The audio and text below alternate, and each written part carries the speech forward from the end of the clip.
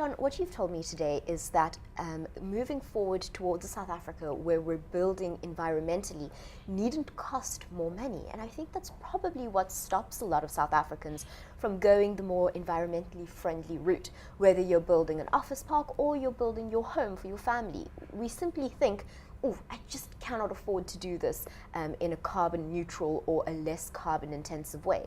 But really, that's not the message of this residence that you've built. No, in actual fact, one of the reasons that we explored this entire process was to try and reduce the cost of building. And we found that using this methodology manages to reduce the cost by at least 13%.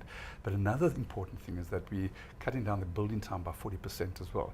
And that in itself is also a huge cost saving. So if we put the two together, we find that using innovative building technology, and hence sustainable technology to build, has actually reduced our cost by 16%. In your opinion then, is this something that can be replicated by other South African firms and families? You know, one of the wonderful things about this new technology, because it is a new technology that we pioneered in South Africa. There are other companies that are using it, and it is actually growing at something like about 30% worldwide, the use of lightweight steel framing as a means of construction.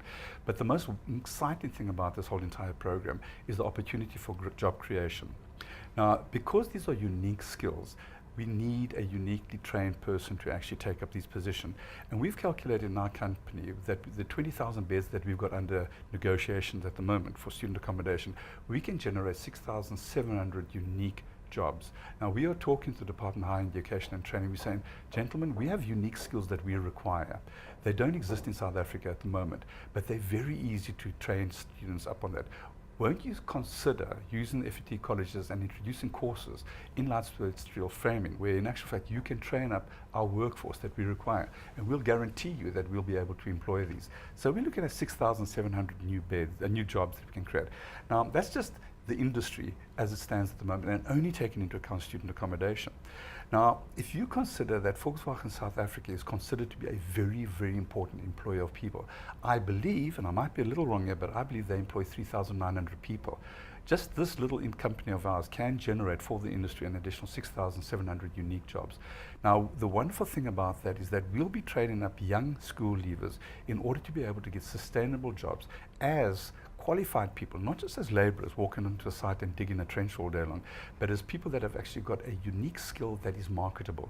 We'll be able over a period of 3 to 5 years to train that person up from unskilled to semi-skilled to highly skilled to starting his own company within a period of 5 years. And we are in conversation with the Department of Higher Education and Training and with all the various seaters to ask, how can we work together? We've got the jobs, we've got the skill set that we require. Have you got the people? Can you train up the people for us? And this is a beautifully symbiotic relationship between us.